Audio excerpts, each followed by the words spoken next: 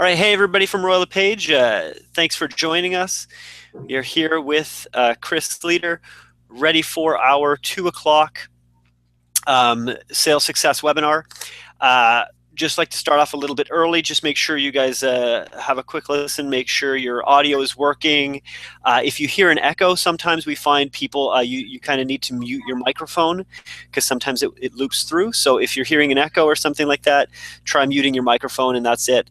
If you're seeing some buffering or those kind of things, my recommendation for you is hit F5 on your screen to do a quick refresh.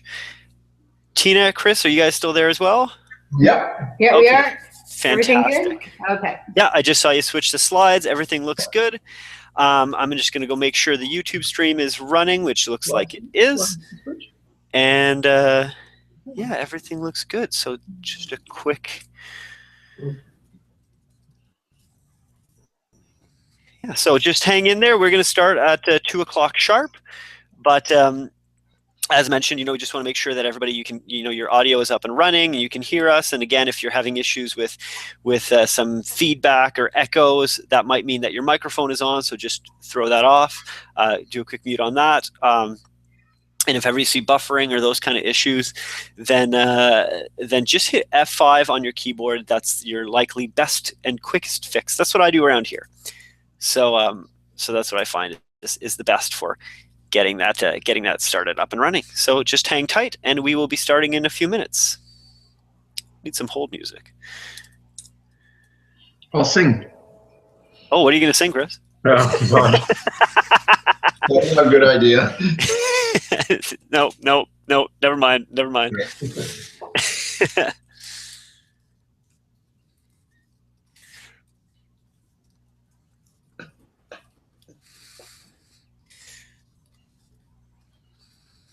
Okay.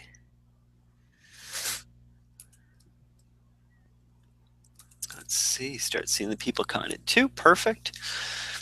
Gonna start up a couple minutes. I should just sing this at least or something. But we're gonna start up just in a couple minutes. Just hang tight with us again. Just let us know if you are having issues or those kind of things. You can type in the question area if you're on Hangouts, or you could put in a comment on YouTube. I don't see anything there right now, so I'm assuming that all is fine and all is well. It's a good opportunity for you to poke around a little bit in Hangouts as well. Hey, Mike, while we're waiting, have you launched Windows 10 yet? I have not actually. I've read a lot online, and they say, I've read a lot of people who say, like, let's hold off a little bit and see how things are going with it. I'm still on Windows 7 on my work computer. So how about yourself, Chris? I'm on Windows 8 and point one, and I really like the touchscreen stuff. I really appreciate that, the ability to scroll up and down. I haven't had any problems with Windows 8, so I know that some people really had a difficult time transitioning from that different platform, but I've quite liked it. I'm probably not into it, say, as deep as Tina would be, where she might notice some of the real small details, the minutia. But I always like to be running the latest stuff. I think that it just, yeah. So I would think that probably this afternoon we will launch 10. Yeah, cool. Yeah. So it's 2 o'clock. The show is yours to start. Let's get started. So thank you so much, everybody, for joining in to our August session of the Sales Success webinar. In this session, we're going to talk about, really, is it time to build a team? And this is another topic that has come to us via our network of agents out there who said, we want to know more about building a team and everything that is required to do that, and at what time do you do it, and how do you keep your team motivated? So, I asked Chris a few months ago if he thought it would be a topic that could be covered, and he said, yeah, they'll put something together. So this is really something they put together just for us, which is fantastic. I love it, of course. Now, in terms of what we do today, just 3 little bullet items. I want to get to Chris right away. I just want to talk real quickly about why we're doing these webinars and why we're doing this series. And again, we do this every single month. Move it on to Chris to talk about exactly that. Is it time to build a team? And do a quick little introduction and invitation to our September Sales Success webinar. So why are we here today? Well, really, we wanted to do these webinars to help you enhance your sales development. I've spoken to brokers, I've spoken to agents all across Canada. Some of them are meeting together and using this as kind of like a mini coaching for their office, and they'll stay after and talk about it. Some of them are, sending it out to their agents going, hey, give this a listen. We wanted to invite industry experts, get them in here, our training partnerships that we have, and get them in to present to you guys. And we also wanted to release topics on a quarterly basis to ensure that, we're doing stuff that is timely based on what's happening in the market and based on your feedback. Now, all of these can be found in the RLP network under the webinar training section or on royallepage.ca/training. And all of this ties to Royal LePage's promise to you again. Royal LePage will help you maximize your earning potential by providing you with powerful tools, access to leads and referrals, and training for all stages of your career that builds your skills. And certainly, the biggest comment I hear about these always is, I take tons of notes. So hopefully you have, or you can always come back here and listen to them later as well, but, get ready to take some notes. Now, at the same time, you have an opportunity at the end of the session to ask questions. 2 ways you can do that. Number one, if you scroll up to the top of the Hangouts on Air page, you will see a little Q&A icon, and you'll have the opportunity to type in questions, and we'll handle questions near the end of the webinar. At the same time, if you want, you could also go, I monitor YouTube as well. So if you want to ask some questions, you could put them in YouTube, and we'll ask them to Chris, and you'll have an opportunity to get his live feedback. So without further ado, I want to welcome Chris. We've been doing these now for a few months, so I've been introducing him again and again. And, what I can say is they're just fantastic training partners. And, working with Chris and Tina and their dedication to saying, we want to help agents get better. We want to help them get the most out of their sales and really, have their funnel working totally well. And, today is a really important topic on building a team. It's something that I know a lot of agents are going, hey, how do I do this and when should I do this? And I'm really looking forward to today's session. So I'll turn it over to Chris. Thanks, Mike. I'm very pleased to be back talking to everybody, and thank you for making time on your calendar. This is a very interesting topic. It's a topic we get asked about frequently. On the surface, it makes a lot of sense. I mean, the opportunity to leverage relationships and expand your footprint geographically into the market, attracting more business, doing more business, and the revenue that's generated being invested back into your sales desk and the expansion of all of that. But as good as it sounds on the surface, I want you to understand there's a lot of complexities to this particular sales perspective. If you're going to develop a team, it's not as easy as it appears on the surface. So we're going to go into lots of different areas. In an hour, I can't probably drill this thing as deep as I'd like to, but we're going to cover a lot of content, and if nothing else, I'm going to give you a lot of food for thought, things that you need to go away and ponder and give some consideration to before you charge out into the wilderness and develop a team. One of the challenges we often see is that the salespeople get to the point where they're really busy, they're doing really well, maybe they've been in the business, and I'm going to just talk in general terms, but maybe they've been in the business 3, 4, 5 years, things are really kind of purring along, and they want to step their business up to the next level, and the natural conclusion on the surface is, well, let's add some people to our environment, let's get those people working with us in concert, and in the process, we'll all achieve more. And I understand the concept behind that, but it's not as simple as people might have you believe. So I just want you to maybe be prepared for some of the challenges, be aware of some of the issues, and start to think about how you would navigate through those when you build out your own team, if that's the direction you want to go.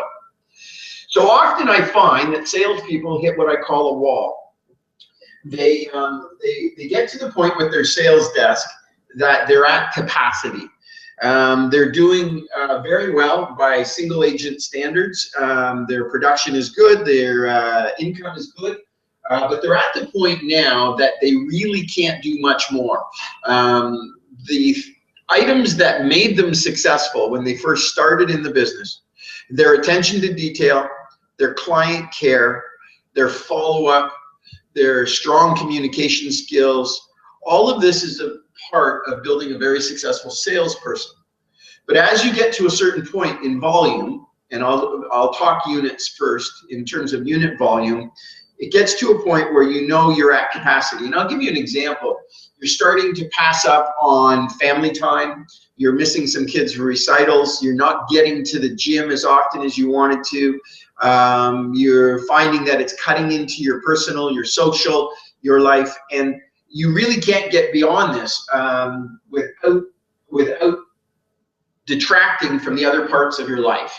And you, at a certain point, you're getting so busy because of probably the investments you've made in your digital campaign, the investments you've made in your marketing strategies, your geo-farming. You've really done a good job at all of those things. But now, because of the amount of inquiries that you've created, you're at the point where you know, maybe the client isn't aware of it, but you are, that things are not getting handled the way you always wanted them to be.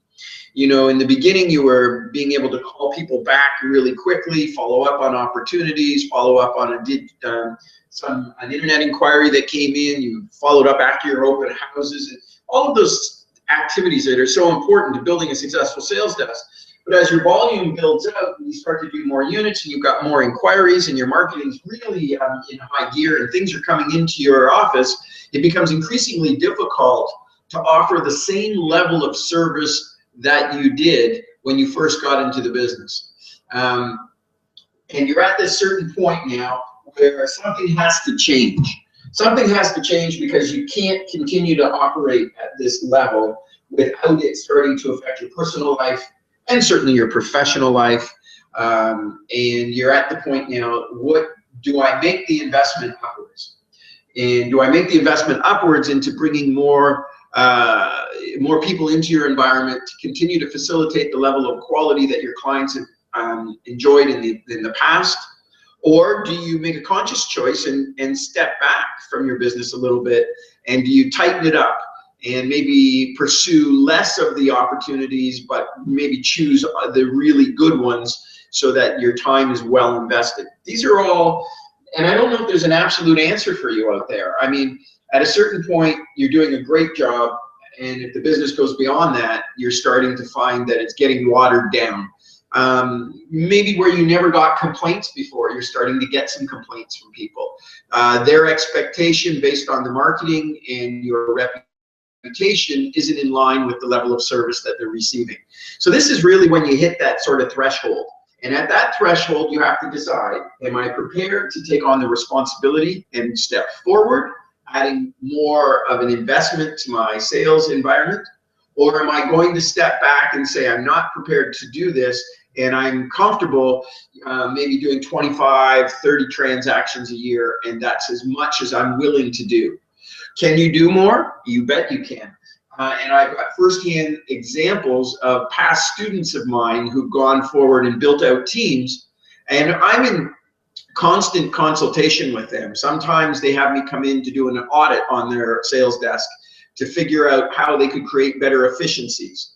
Sometimes it's done in a very relaxed environment by telephone, and they call all the time to say, Chris, I have a problem with this. Who else has experienced it? What solutions exist in the marketplace? And what's your opinion? So we have firsthand up-close experience. And for instance, on Monday night this week, and I know that many of you will know him on the phone, but I had the opportunity to go out for dinner with Mark Ferris.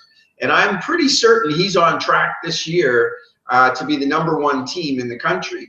And he's going to close somewhere in the neighborhood of about 800 transactions this year with a team of 28 people, which I just find amazing, because I remember when he first started and came to his very first leaders Edge training program 7 years ago now, and I've seen just incredible explosion of growth, and his systems management was really amazing. So it was a great dinner, and I knew that I was having this call, so it gave me an opportunity to get up close and personal with somebody that's doing it at the highest levels.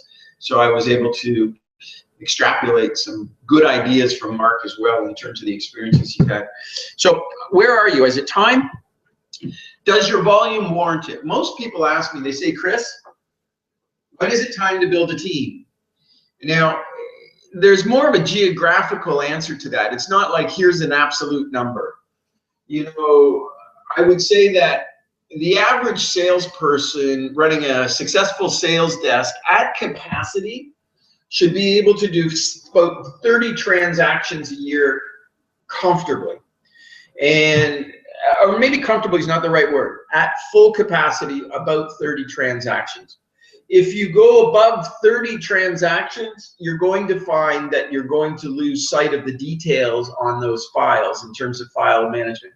Do you get a super agent every once in a while who can close 50 deals as a single agent operator? Yeah, you do. But generally speaking, as a rule of thumb, I'd say 30 transactions. And in some markets, it may very well be 150,000 gross closed commissions.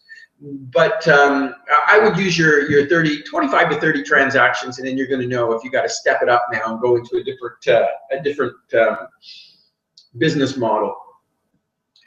Are you mentally ready? And the reason I say that is you can't make a six-figure income doing $15 an hour work. Some people can do some things better than you can, and one of the biggest challenges with this is that you've grown this business that you have now into 30 transactions a year. You did 28 last year, you're going to do 30 this year. You've become accustomed to managing the very finite details of everything. Your file management is impeccable. Your follow-up is fabulous. You're using a CRM system to make sure that you're staying in touch with your past clients. You're doing all of that, but you're at capacity. So the next challenge becomes taking everything that you've done, and this is an emotional, mental issue, and how well you've done it, and turning it over to somebody else now. And that's really difficult because you have a tendency, because you built this out to where it is now, to want to jump in and manage the details, micromanage people. And we'll talk about this more in a minute, but my first suggestion when you build out your team is to make sure you hire really good, mature people who understand your values and your mission in the industry and what your objectives are, and that they're on the same page with you.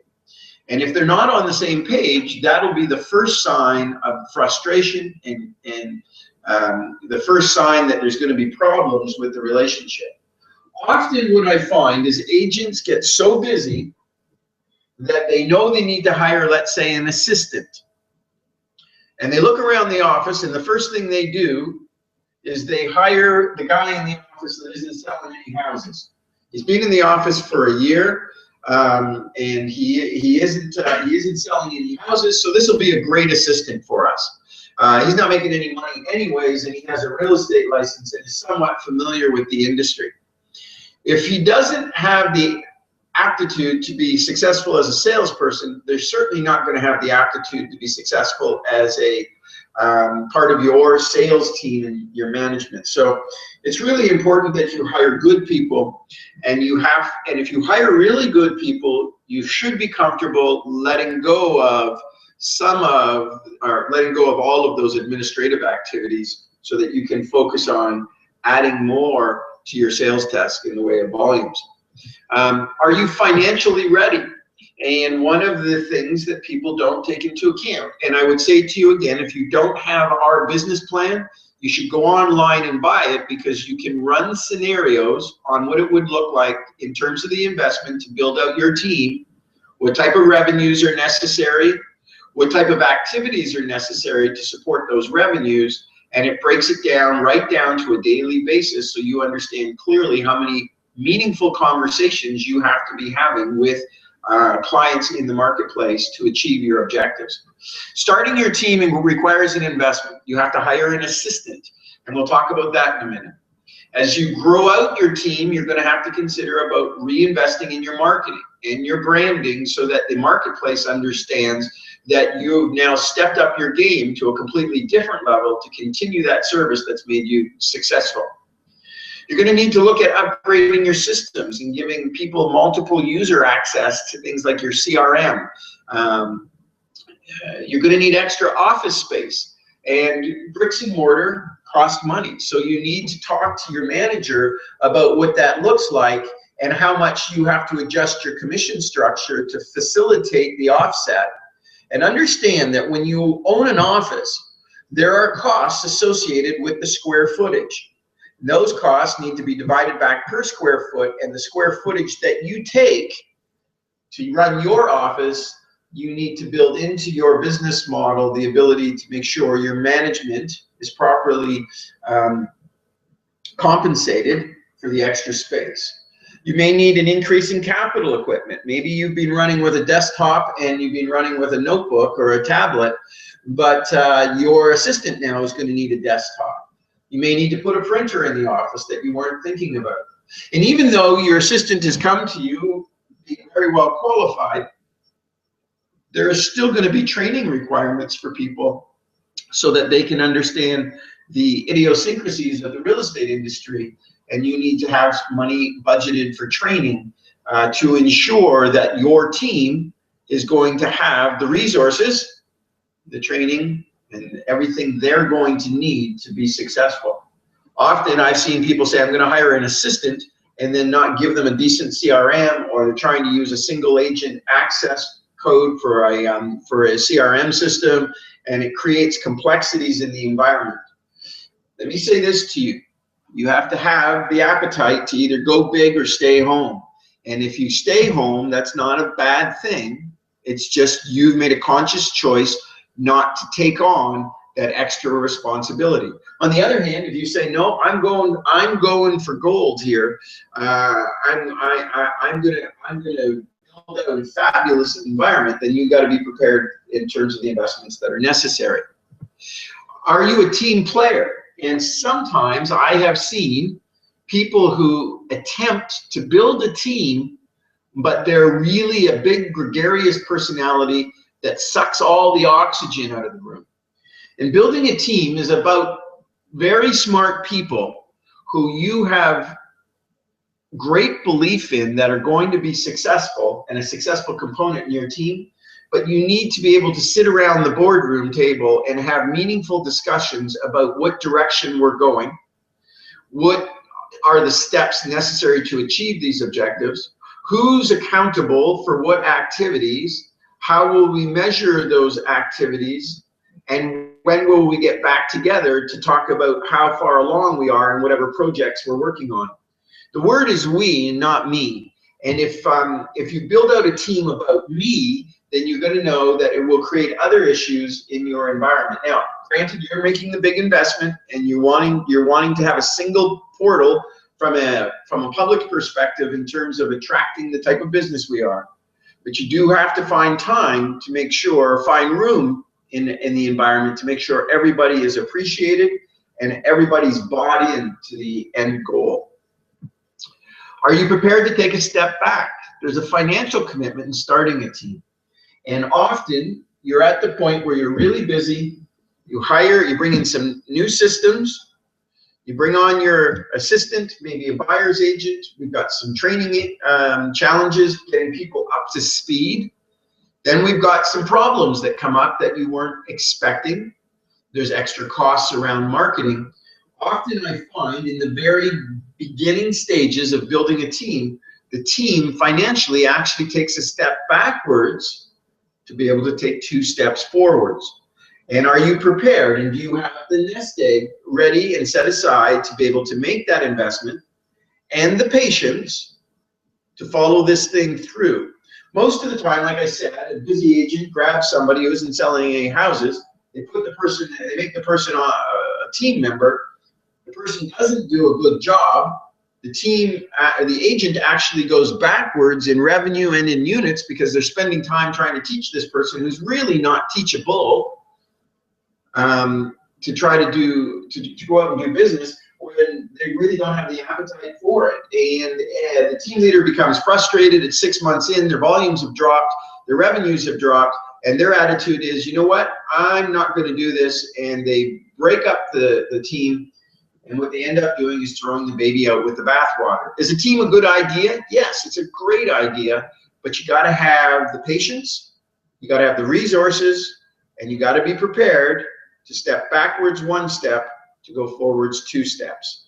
And it's a little unnerving, because obviously if you're doing 30, the goal is to go to 60, and you start to slide backwards a little bit, and you only end up the year at 35 or 40, then you're going to think at that point, in terms of transactions, you're going to think at that point, geez, this didn't work out the way I planned. But you're building something, and Rome wasn't built in a day. So you have to have the patience that are necessary. Do you have the skills that are necessary? You must master this business before you even consider starting a team. You can't teach someone something you don't know.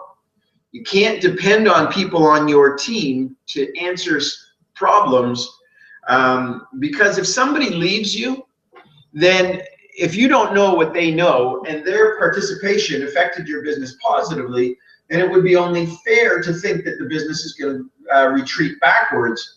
So what we need to do is we need to create systems, training.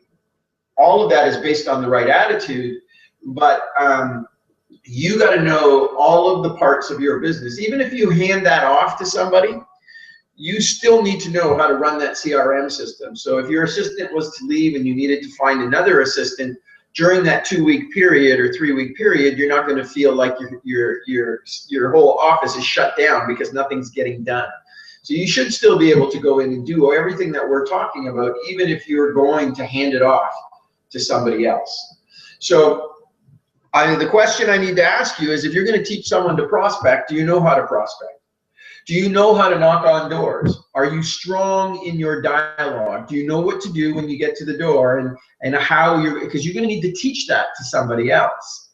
Are you really good as a closer? And is your new sales trainee who's with you, your buyer's agent, can you take them out as a field trainer and walk them through the exercise and show them how to, with diplomacy, at the right point, to pull the trigger on the opportunity and move that opportunity to the point where people are committing to a contract and moving forward? So, do you know how to prospect? Do you know how to close? Do you have a stellar digitally delivered listing presentation? Do you have a great digitally delivered buyer's presentation?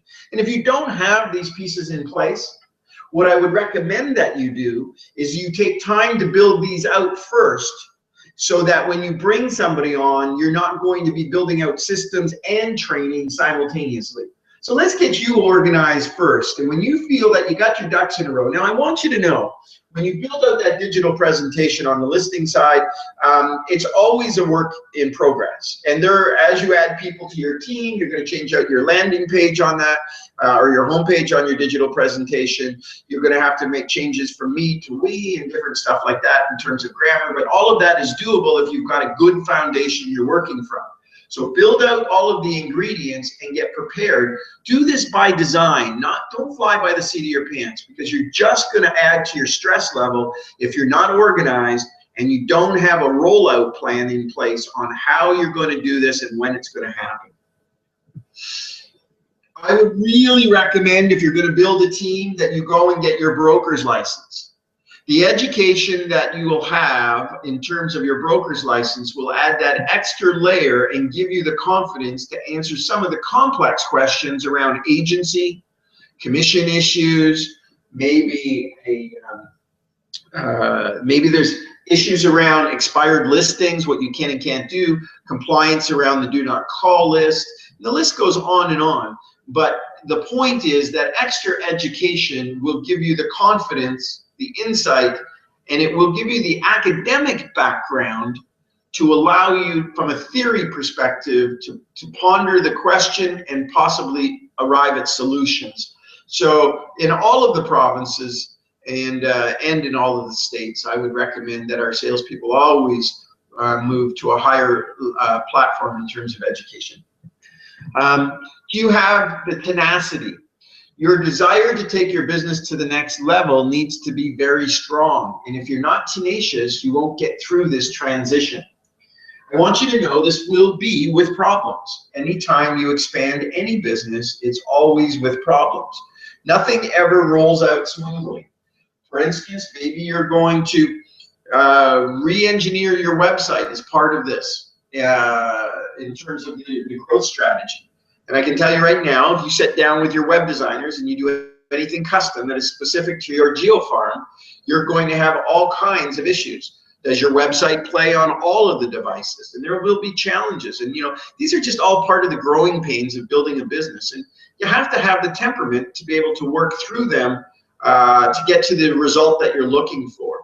I want you to know that it can be done. And I'm not trying to build a hill so big in front of you that it causes you not to want to take on this opportunity. But what I do want you to do is understand it's not about just throwing a few people at a desk and away we go. It takes much more than that to organize and build a very efficient, effective team that's going to reflect positively on you in the community and is going to add to your revenue, your closed units, and the level of professionalism that you're bringing to the marketplace in general.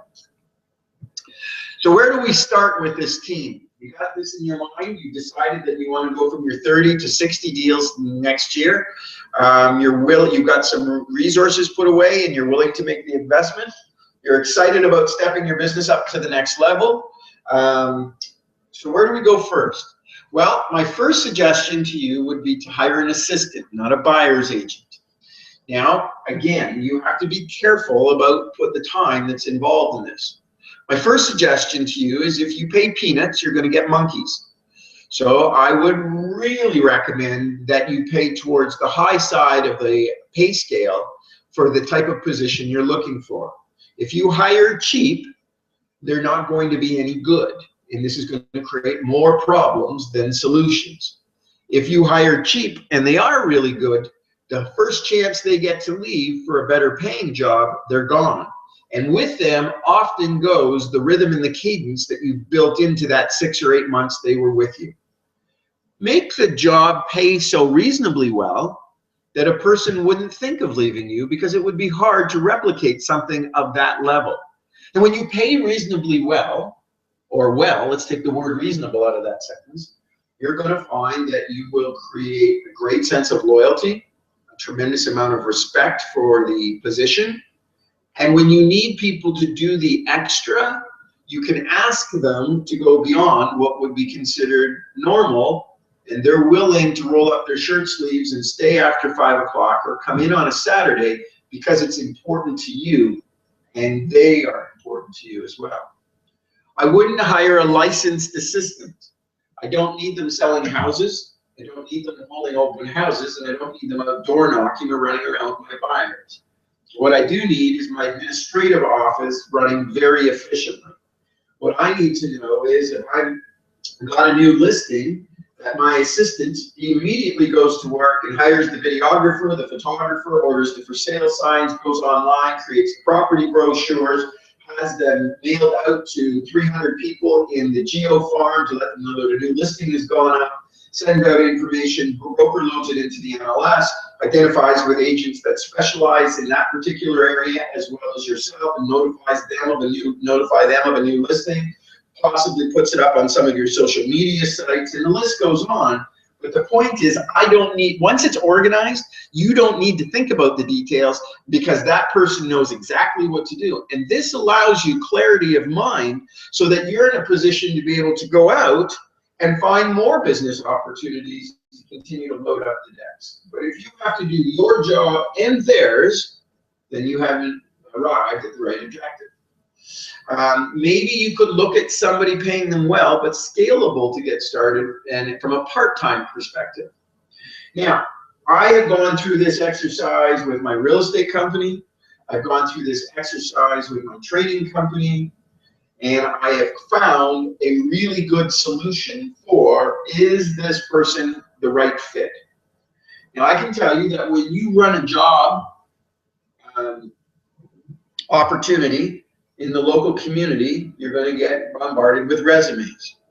All these resumes come in, and you're going to probably look at the resumes and start to highlight things that you find might be helpful. Education, background, age. I know you're not allowed to shoot people based on age, but you know, you're going to think through all of those details.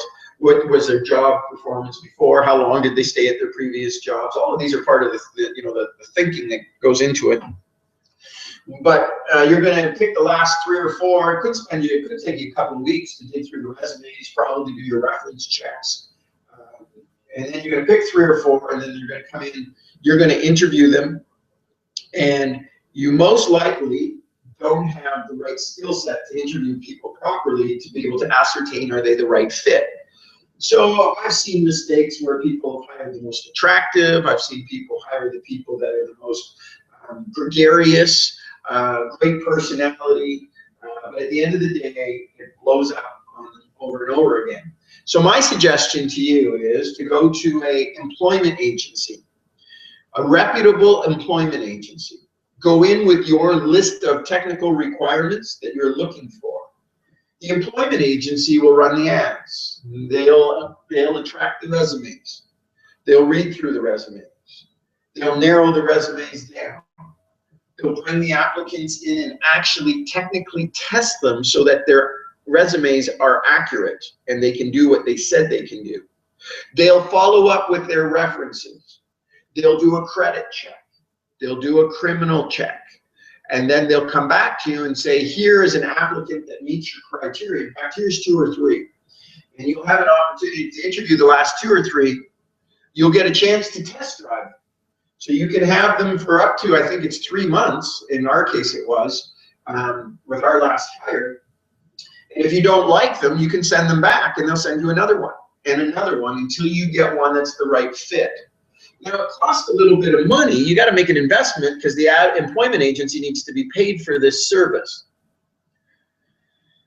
And remember what I said to you, either go big or stay home, because if you think you can do this yourself, you might be the very rare case that you're lucky that you could, but generally speaking, people build out their resumes and exaggerate on their skill set. And then you end up with somebody who's not achieving your objective. And take this from somebody who's made this mistake over and over and over again.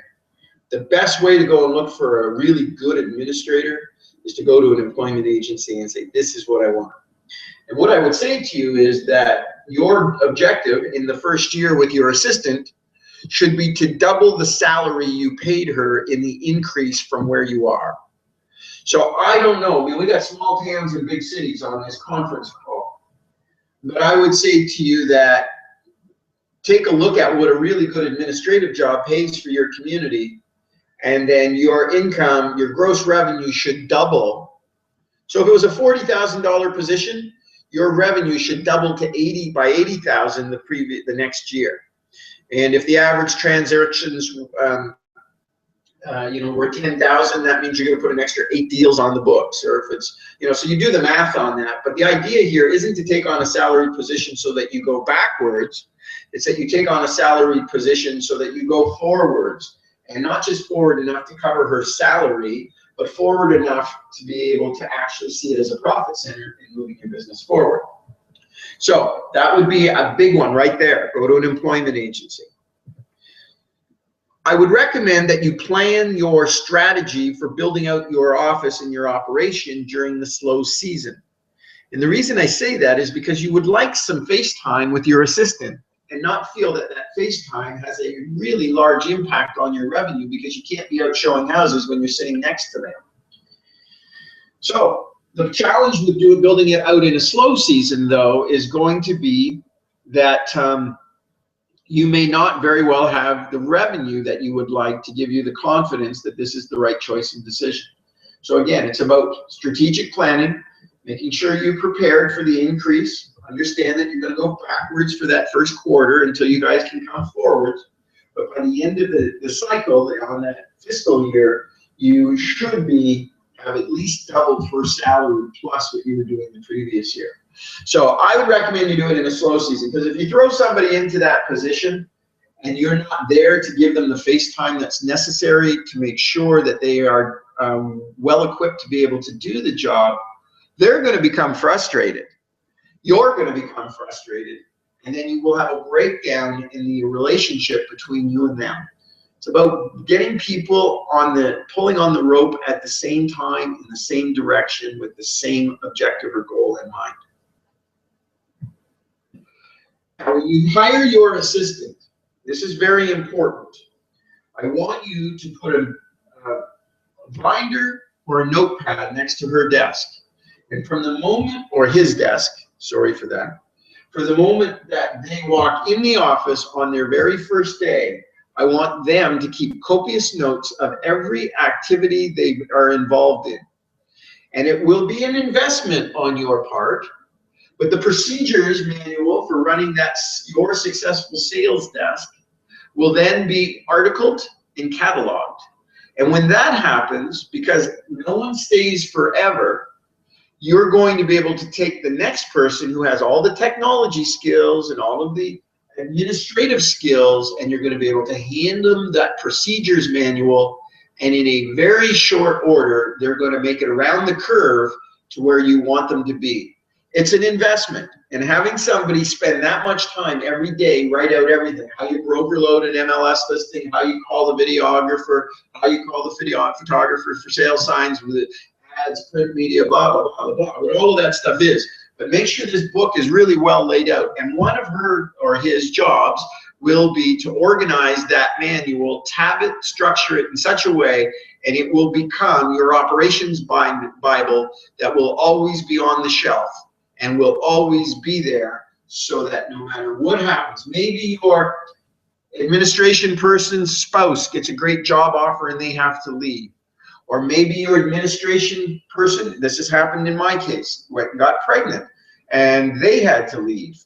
So instead of trying to rebuild it up from the ground up, this is really important for your future if this is the direction you're headed.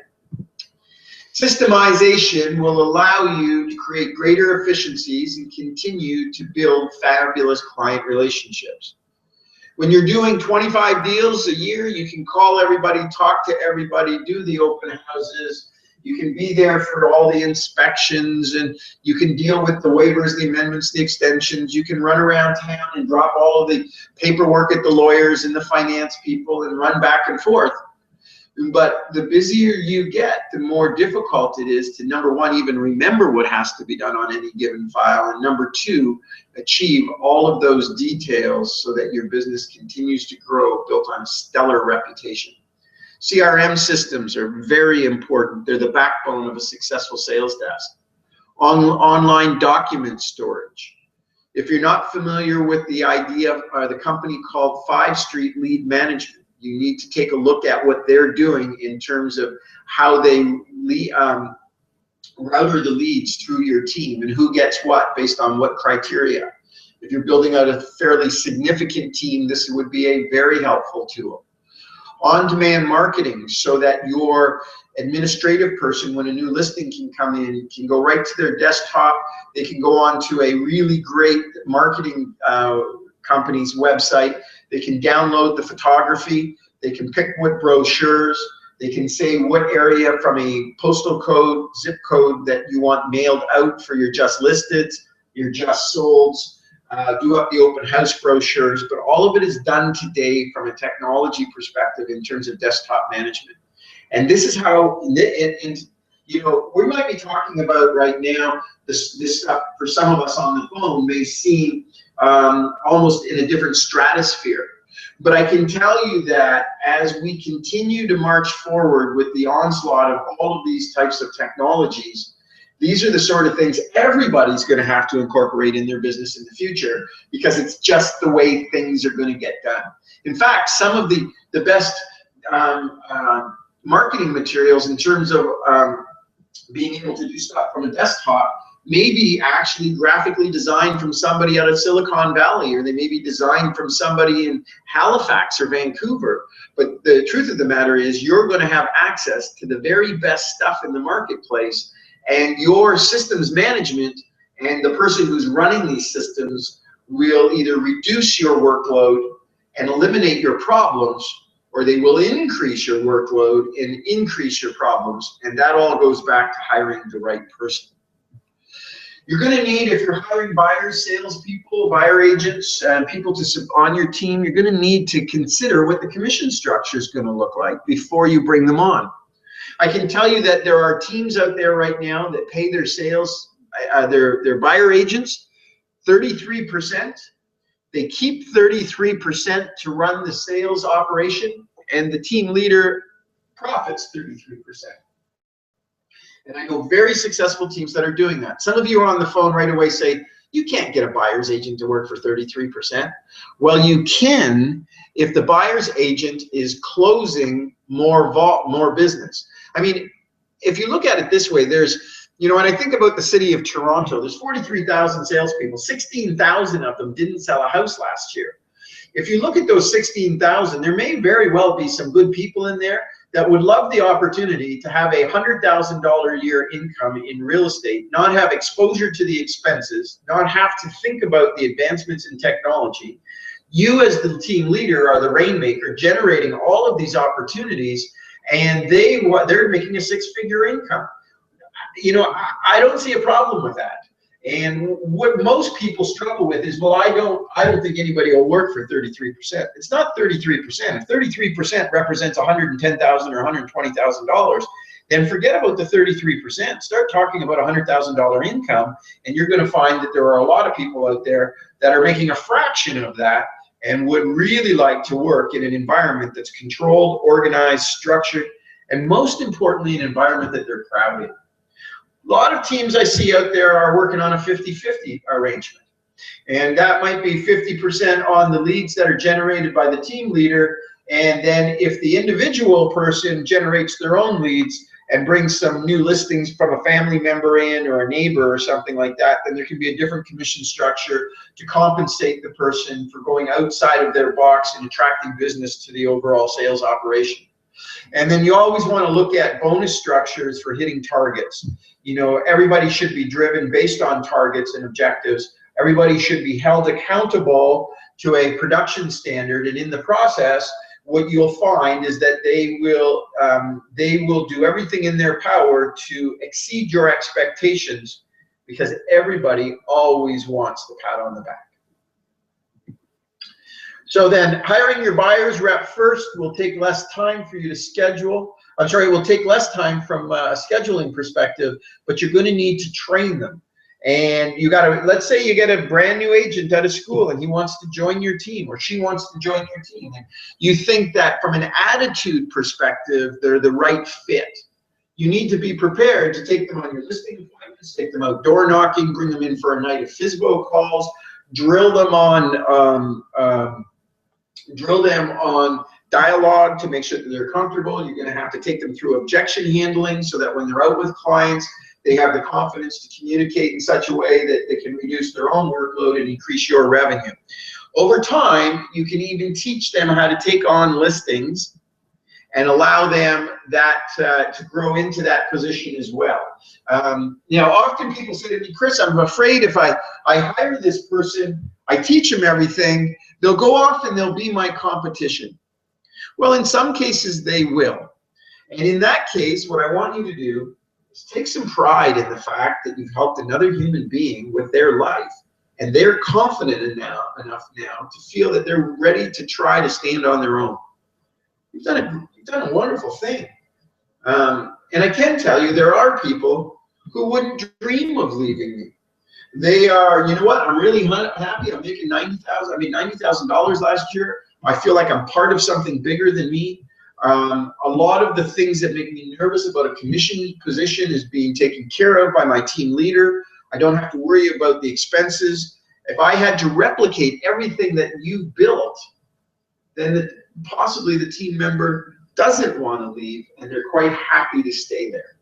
So if they leave, that's okay. And I want you to know you've done a good thing. And if they stay, that's even better. And that's because you're doing a good thing. Hire new or experienced. Well, experienced agents looking to join a team are usually not sustainable on their own.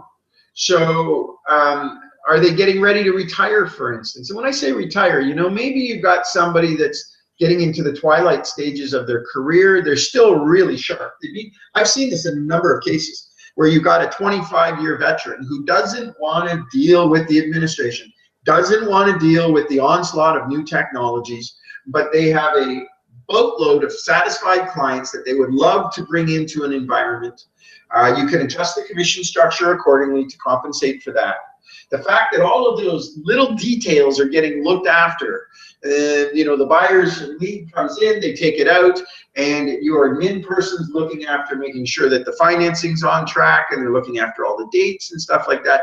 It just makes that person's life so much easier. So I can tell you they are a very good candidate. Secondly, they're looking for a succession plan or an exit strategy, and at some point they would like to make sure that the clients that they've worked for are being taken care of. And new agents, they're great as well, because I mean they're a clean slate. They are ready to be trained and will do what you tell them to, and they're excited about the opportunity because in a lot of ways they might not have been tainted by the marketplace. Hire right and invest in them. Hire for attitude, not for skill. They don't have to be skilled at real estate, but what they have to have is the attitude that says, teach me, show me, share with me, and I'll go on to make you proud. The second thing I have to bring to your attention is make sure they have the same values as you. Maybe you're a family person and you have kids, and they are a single person, and they have more of an appetite for putting more time in.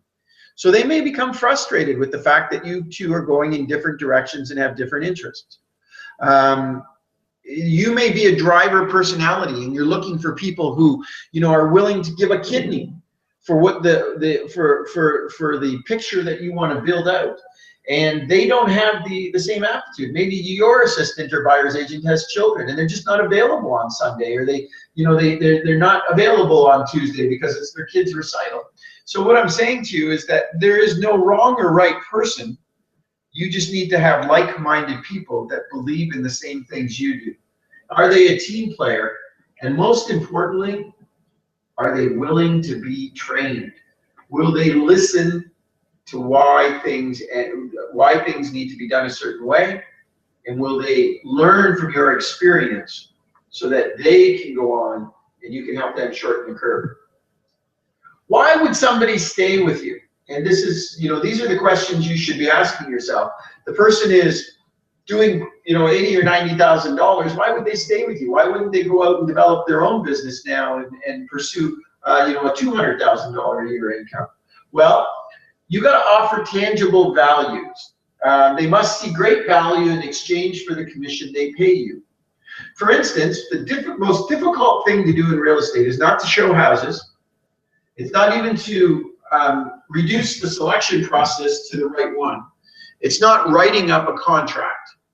Negotiating is a little bit more difficult, but it's none of these things. Probably the hardest thing to do in real estate is generate opportunities.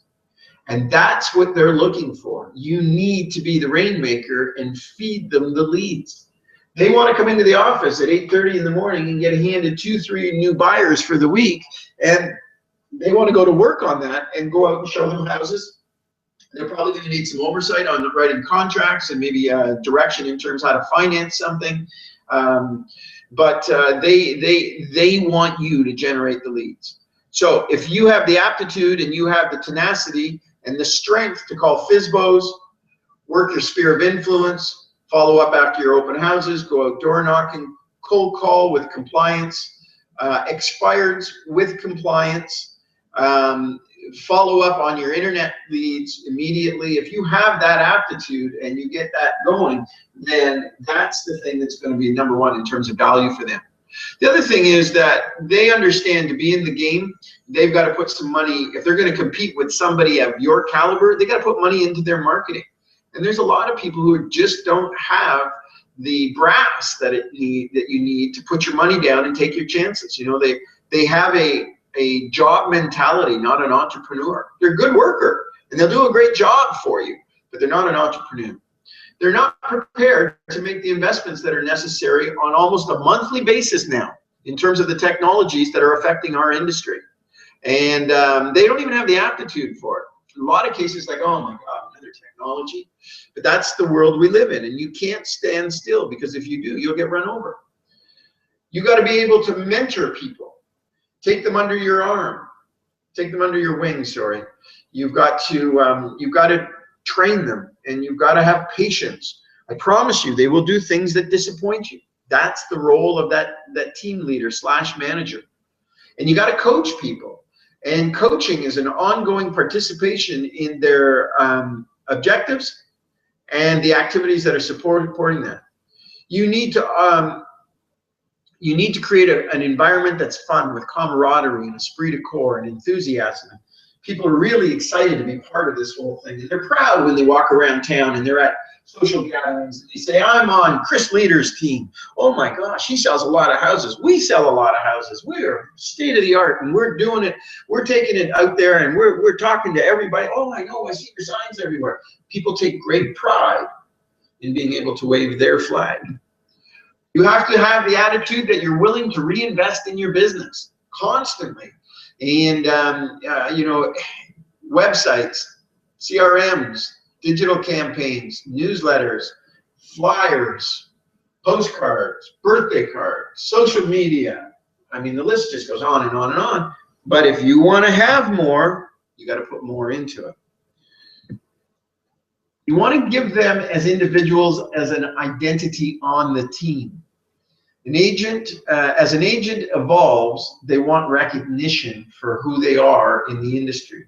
Allow them to have some identity on the team. Make a team photo, and make sure you have personal bios on each and every one of them, proudly on your team, so that their friends and family can check them out. And in conversation, in a social situation, they can let them know, wow, that's impressive. You're on the Chris Leader team. Yeah, it's a fabulous place to work. We're really excited about the difference we're making for people in the marketplace. Recognition makes them happy. We praise in public, we reprimand in private. And when you praise people, you do it often. And when they've done a good job, make sure they know. And when they have, don't be cheap. Dig into your pockets and offer some financial incentives for hitting targets. Increase a split, certain income level, or maybe it's an unexpected gift for just doing such a great job and receiving a client review / testimonial that says, you know, Bob did such a great job for us. We were so happy with the service. So make sure that they know that they're really appreciated. Team meetings every week. We want you to have FaceTime with them. We want you to talk to them. We want you doing planning with them. We want to hear what their challenges are. I need you to coach them individually, and I need you to coach the group. And you need to reset the targets. Set clear production goals. People will achieve what you tell them to, but if they don't know what that is, then they're not going to hit your expectation or your high water mark. What I do want you to do is make the goals a stretch goal, but not so difficult that it's not achievable. It needs to be 2 steps from where they are now, always 2 more steps, 2 more steps. And soon we've got them walking, soon we've got them running. Next, you've got them running a marathon. And that happens all in baby steps. Stretch goals, and make sure that you let them know when they've achieved the objective. Ongoing training is critical. If you're going to build a team, I would recommend that you take the time to take a look at our Leaders Edge virtual training system. It's a great in-house training system, and it's probably used now, I'm going to say, by about 85 Royal LePage offices across Canada in training their sales associates. And if you're going to train a team, you're going to need to have some sort of ongoing program to develop their skills. Leaders Edge VT. Social ties, keep them loyal. Now, as your group, you want to get them out Friday for a cocktail after work, or you want to have a summer barbecue for your team, or take everybody out for dinner periodically. But we got to keep them connected so that there's great value in the friendships they've built with the people they work for and with. Mike, do we have any questions? All right. Well, there's a couple of questions that I kind of cleared up. Firstly, I want to thank some people for for helping us with a little bit of promotion as well. So Brandy Highland from Royal LePage Connect and Ajax, who posted to the Royal LePagers Facebook group mere moments before I did, and then I went and posted again, and I said, oh, I didn't realize that. And Christian Lompré from Royal LePage Au Sommet in Magog, who I saw shared out and said, hey, all my agent friends, why are you not joining in on this webinar? So thanks for that. One of the questions we had in terms of that I answered from Rose Brine, who asked, where do I find this info? And she was asking this at the time that you were talking about the your business planning tool for realtors. So I posted it in the question, but Rose, just to make sure you know, you can find that at leadersedgetraining.com under their products section.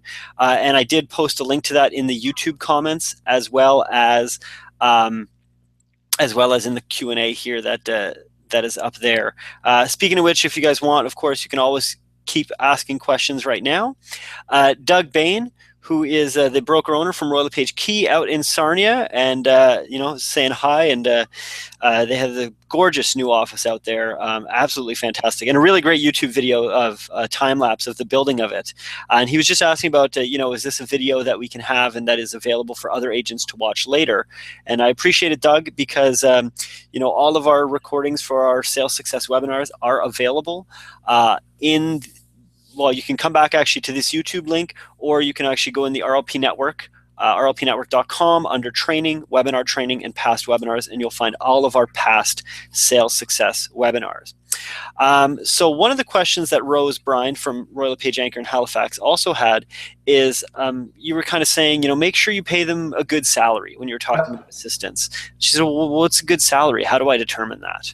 So, and the answer I have for that, and I don't want to be ambiguous, but every community is going to have a different watermark on salaries. A small town in central Ontario is going to pay different than it's going to cost to have somebody in downtown Toronto. So there's all the cost of living factors that come in. I'm in Barrie, Ontario. It's a community north of Toronto, about an hour's north of Toronto, and we went through the same exercise. I would say that in our community, for a real estate administrator in your office, you're looking at about $50,000 a year here in Barrie. That would be enough that they would have a difficult time replicating that salary somewhere else. Add to the fact that the environment is really good, you're progressive, you're a lot of fun, there's camaraderie. You know what? They're not even going to look to leave you. They're just going to stay, because that's going to be sort of the watermark. Halifax, I would go out and find out, and who would give you that answer is talk to the employment agencies about what do you pay for really sort of good to the top of the pay scale. What does it look like to get a good administrator? So in a case like that, if I was an agent in Barrie and I was hiring somebody with all of that technology and administrative skills, and I'd be looking at about a $50,000 a year salary, and I'd want to add about $100,000 in my gross revenue to cover that and consider it a profit. The other thing I'd say, Mike, to that as well, one of the benefits to this is it's going to bring greater work-life balance in their life. One of the real important factors here is that they're going to get some time off now and not lose sleep over the details. Cool. Thank you very much. And I definitely was thinking the same thing of going to the employment agency and saying, hey, what is, for somebody who's good. Deanna Parisi, who's with Royal LePage team out in Manotick near Ottawa, is asking a really important question in terms of work-life balance, the challenges and opportunities in working with family members. Do you have any advice on best practices? Oh my gosh, I have a tremendous amount of experience with this. My wife works for me, or with me. I should say I work for her now. My sister-in-law works in our office. My mother-in-law does our printing. And that's what's happening right now. In my previous life as a real estate broker, when I started my office, I was struggling startup. My dad worked for me, my brother worked for me in that business. My brother's mother-in-law worked for me, his wife, her sister, and my mom was my receptionist. And honestly, you want to hear a very funny story. I caught my mom giving leads to my dad. She was answering the telephone. So I said, look, bad enough that it look incestuous, but we certainly can't have it Don't do that. Don't do that, Mom. And she promised she wouldn't. And a week or two later, I caught her doing it again, giving my dad a really good lead instead of giving it to the person who should have got it. So I had to fire my mother. You lived the dream. You want to talk about and I can tell you, it's 35 years later. My dad gets a glass of wine into him, and he won't let go. I can't believe you fired your mother. Who could possibly fire their own mother? But it's hard. Family's hard, and I'm going to tell you that probably the greatest challenge with family is that you're more likely to say things to them that you would never say to another professional person. It's kind of like all of a sudden you have a much shorter wick, your breaker blows quicker, and you say things that you take liberties with them that you just wouldn't take. And so it's a real challenge. And it's very powerful, because as much as you'll fight with each other, God help anybody that picks on you, because your whole family's going to be, behind you. It's like the Hatfields. Don't mess with the Hatfield sort of thing. So it's got a lot of challenges around family. It really does. But there's a tremendous amount of loyalty, and there's sibling rivalry that plays into the equation. There's all kinds of things that maybe it's your parents who end up working for you. Try telling your parents what to do. That's not an easy exercise. So there's challenges around that. But what was the specifics of the question again, Mike? She was really just saying, what are the opportunities and challenges? And I think you really laid them out nicely. I mean, the opportunity is obviously they're going to want to work hard for you. They're going to, there's a camaraderie. There's some challenge. There's some competition kind of built in over the years. But the challenge is that when it comes to, I don't know how you faced firing your mom. But I know I would never hear the end of it. So no, and my mom loves me. My dad's fine, but that's not. It's just comical. And, oh my gosh, I could write a book on the stuff that we've gotten into. My brother and I working together, we were a couple of young, very enthusiastic, very aggressive guys. There was times when we were literally going to kill each other. Like I say, so it's that's a tough one, but good luck with that. And if you ever want to talk to me about some of that, I welcome the call offline. Other question, Mike? We have one coming from Fiona Gosling, who's from I think Royal Page Real Estate Services Limited out in Oakville, and she's saying, do you have advice on setting hours and time off for team members? I'm hesitant to dictate that, but know that I can't implement it after I've brought on a buyer's agent. So about setting time off and giving time off to team members. Well, the first thing I would say to you is that administrative people are going to work on a different clock. So in terms of your assistant, you're probably really looking at 8:30 to 4:30 or 9 to 5 sort of thing with that administrative person.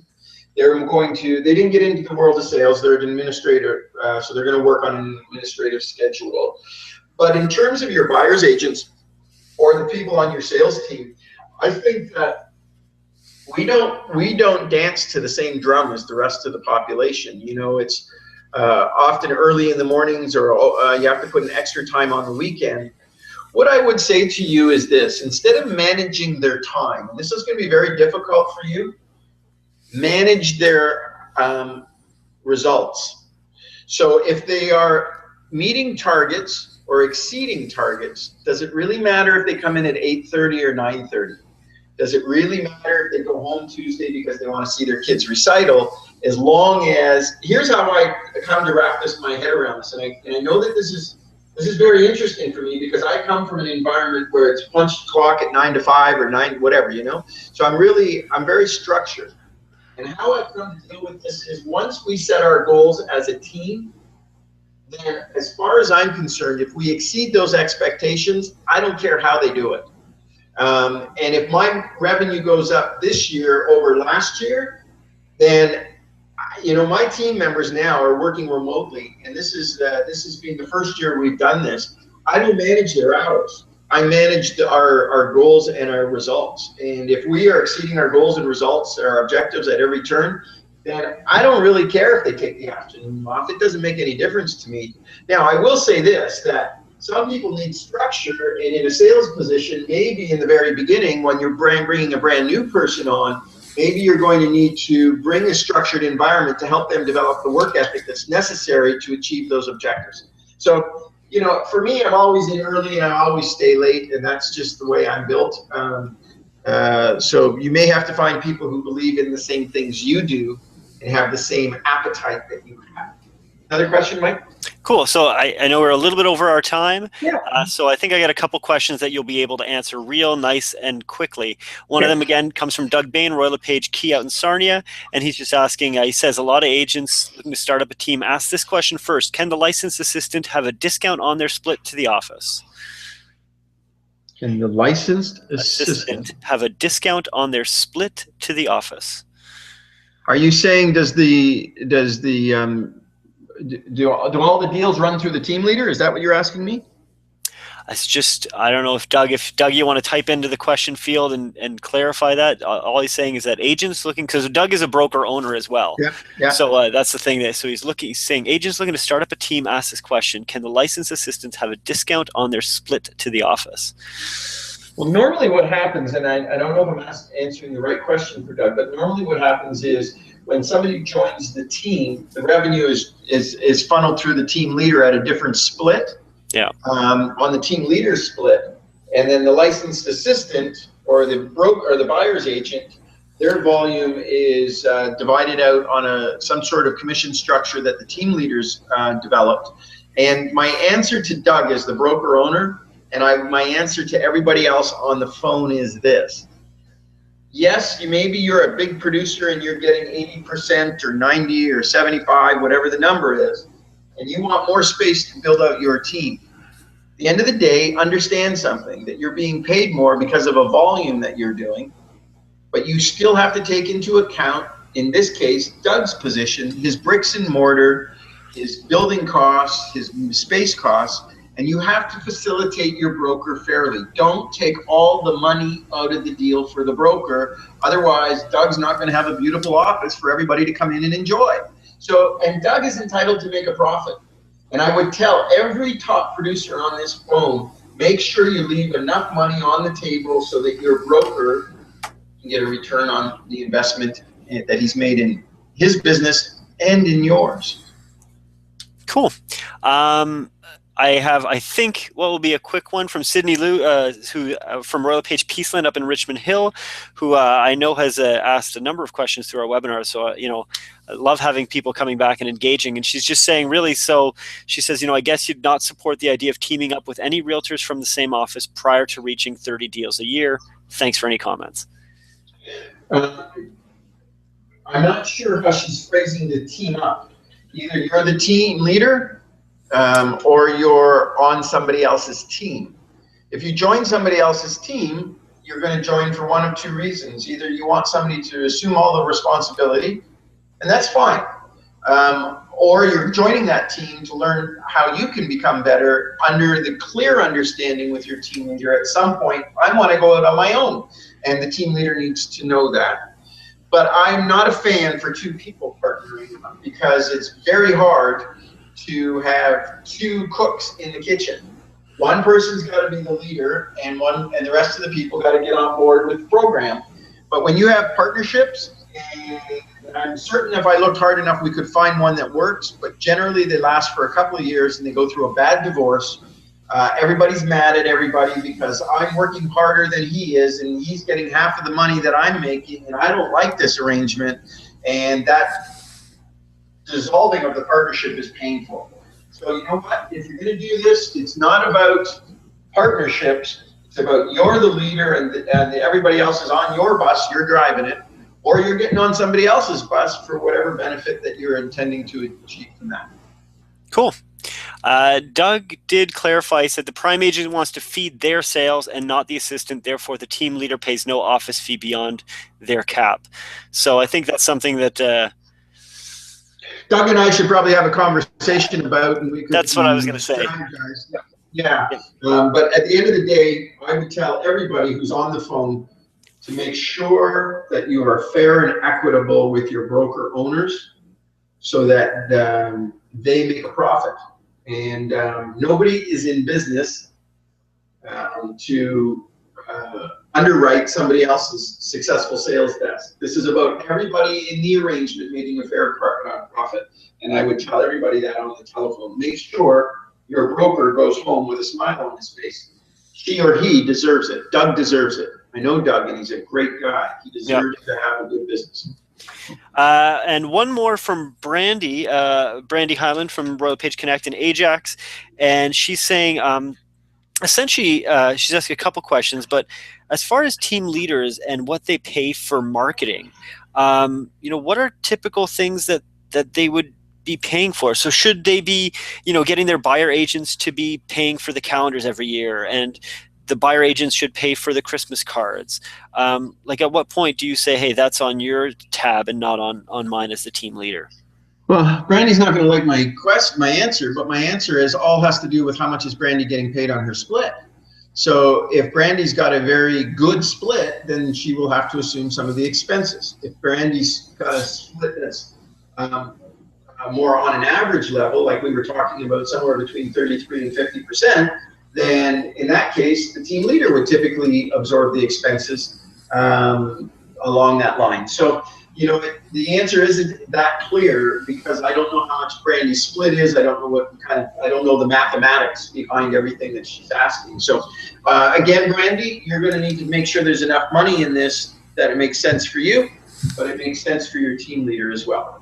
Cool. And she even asked about closing gifts. Is that something the team leader? But I'm guessing exact same thing, depending on. It's the same thing again. If Brandy's getting paid a disproportionate amount as a buyer's agent, then it would be fair to assume that she's going to be picking up some of the costs associated with that. Yeah, and I think that ties into your last answer too, of saying it's a mutually beneficial agreement between the two parties. So,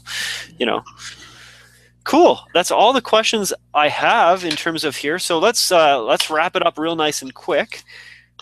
Oh, I was going to mention for everybody in Ontario, if you guys have a chance, please go to our website. We have a really good buyers seminar coming up across Southern Ontario, Barrie, Vaughan, Oakville, Ajax, and Mississauga. Includes a digital buyers listing presentation. It's got some really cool ideas that we brought out of Southern California this year to help you get your clients committed to signing your buyer agency and getting your deals through in multiple offers and in a bid up environment. So very, very timely, really good content. And for us, I just want to invite everybody who's on the call to join us September 24th for our next sales success webinar on luxury marketing. We are going to be also doing in October and November niche marketing and time management. You can sign up for the luxury marketing one right now on royallepage.ca/training or via the RLP network.